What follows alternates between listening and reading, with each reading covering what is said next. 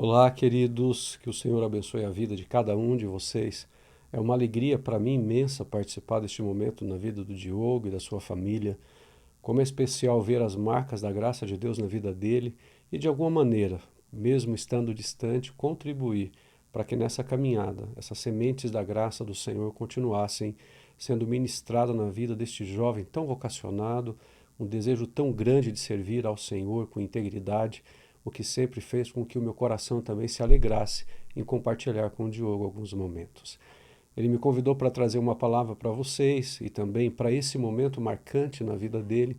E eu fiquei imaginando no meu coração os ensinamentos de Jesus. E é interessante que eu olho para os livros dos evangelhos em Mateus, Marcos, Lucas, João, e eu fico imaginando Jesus como aquele líder mentor que está preparando os seus discípulos para uma missão a todo tempo. Não apenas o olhar dos milagres que aconteceram, mas na perspectiva de um líder e de um mentor. Por isso eu gostaria de deixar para você, Diogo, para sua família, mas também para todos que estão me ouvindo, algumas lições que eu aprendo quando Jesus, lá em Marcos, no capítulo 4, dos versos 35 até 41, ele está com os discípulos no barquinho. Vocês conhecem essa passagem, conhecem todo esse contexto. Jesus está ali dormindo e os discípulos começam a ficar apavorados quando as tempestades e o vento começam a vir. Quais as lições que eu posso tirar olhando Jesus como um mentor e olhando para a vida daqueles discípulos que estavam ali com ele? A primeira lição que eu tiro é que no ministério, na liderança, tempestades, elas são inevitáveis. Eu sei que cada um de nós enfrentamos as nossas em momentos e em fases diferentes, mas as tempestades, elas são inevitáveis.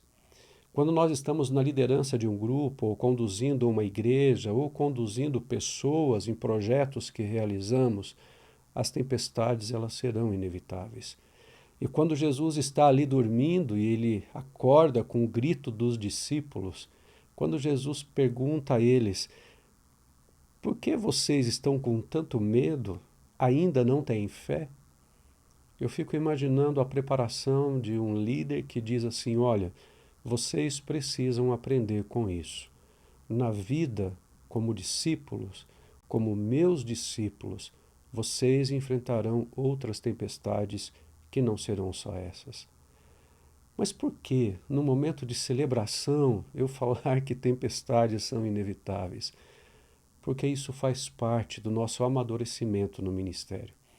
Quem diria eu, com 21 anos já de ministério pastoral aqui na PIB de Curitiba, principalmente na área de artes e adoração, nesses últimos anos, iria ter uma doença autoimune que, em questão de 60 dias, iria me deixar numa cadeira de roda como eu estou.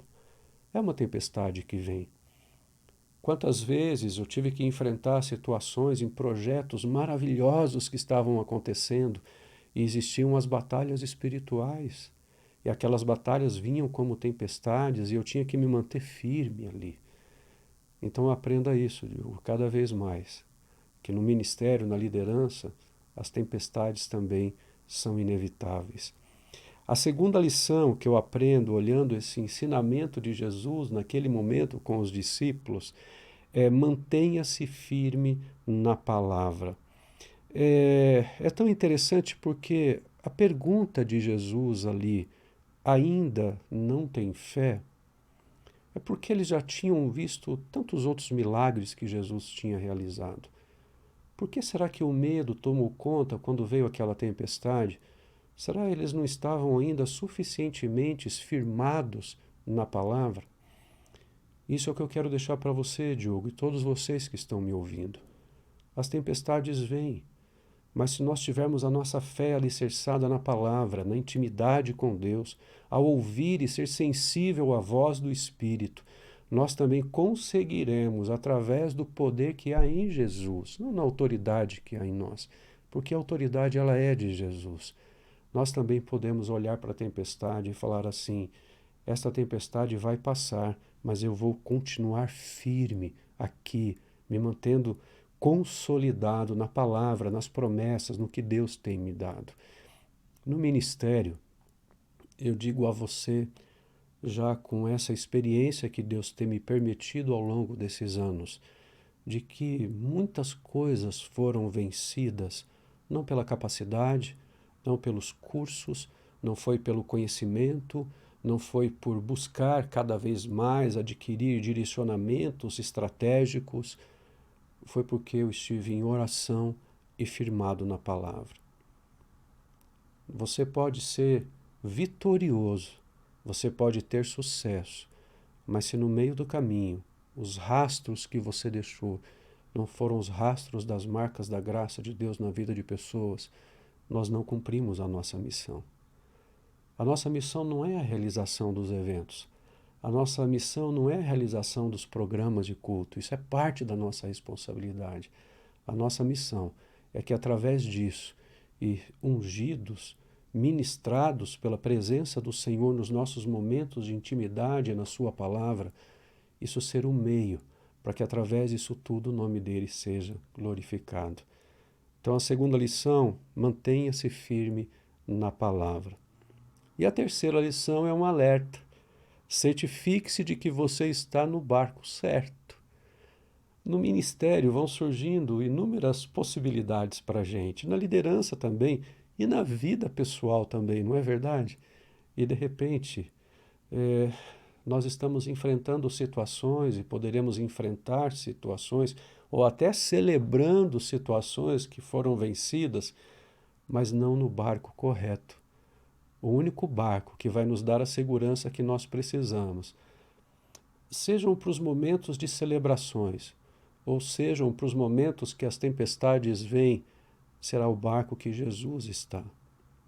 E o barco que Jesus está é aquele que você constrói na intimidade com Ele. Quando Jesus diz assim, entra no teu quarto e fala em secreto com aquele que te vê e ele te ouvirá e te responderá. É isso, é estar no barco de Jesus. É quando você precisar tomar alguma decisão para a sua vida pessoal, você primeiro ir à presença do Senhor. Senhor, esse é o melhor caminho, essa é a melhor direção, essa é a melhor forma de agir. Aí sim você estará no barco onde Jesus está. O ministério e a vida pessoal são grandes desafios para nós, porque outros barcos estavam também junto naquele momento. Lá no verso 36 diz assim, deixando a multidão, eles o levaram no barco, assim como estava. Outros barcos também o acompanhavam. Se os discípulos que estavam com Jesus no mesmo barco estavam apavorados, imagine os outros que não tinham Jesus no seu barco. Então eu quero dizer a você, Diogo, a sua família, esta igreja tão amada, os seus pastores que são os seus líderes, o seu pastor direto, ouça, escute os conselhos, ouça os direcionamentos, caminhe junto, trabalhem junto, abra o teu coração para servir junto o reino. E você perceberá que você sempre estará no barco correto, que é o barco que Jesus está. Ficam essas lições para a minha vida, para a sua vida e para todos que estão me ouvindo. Tempestades são inevitáveis. Mantenha-se firme na palavra e certifique-se de que você está no barco de Jesus. Eu desejo que seja uma bênção a sua vida ministerialmente, a bênção que você já é, mas eu desejo que você seja aquele que possa refletir a presença, o temor, a graça e a glória de Cristo sendo revelada através da sua vida e da sua casa. Que aonde você colocar as suas mãos, aonde você colocar os seus olhos, para onde você for dirigir as suas palavras, possa ser sempre um canal de bênção na vida de pessoas. Deus abençoe você, meus parabéns, Deus abençoe sua família, Deus abençoe a todos vocês e meus parabéns aos pastores, aqueles que caminharam com o Diogo até aqui, os líderes e aquele agora que vai caminhar com ele nessa nova trilha, que também seja um tempo de bênção de todos vocês juntos para com o reino. Deus abençoe, Fiquem na graça do Senhor Jesus. E lembrem de orar por mim. Eu ainda estou lutando com a minha saúde. Graças a Deus, pequenos movimentos voltaram, mas ainda é um grande desafio. Então eu conto com as suas orações. Me permitem, me perdoe, Diogo, aproveitar esse momento. Mas é que eu sei que nós somos a Igreja de Cristo e eu sei que vocês podem, junto comigo, continuar intercedendo. Aquilo que Deus já tem feito como milagres, já tem sido bênção demais. Mas eu quero glorificar o nome dele. Seja assim como eu estou, ou seja curado plenamente. E quero encerrar com uma frase que tem sido o meu lema todos os dias. Eu só vou entregar a espada da missão que Deus me deu pela coroa da vida. Então, independente de estar com limitações físicas, eu vou continuar lutando com a espada que é a missão que Deus me deu. E só vou trocá-la pela coroa da vida. E eu desejo que para o coração de vocês também seja esse mesmo sentimento, a alegria de servir ao Senhor em qualquer circunstância. Deus os abençoe, queridos.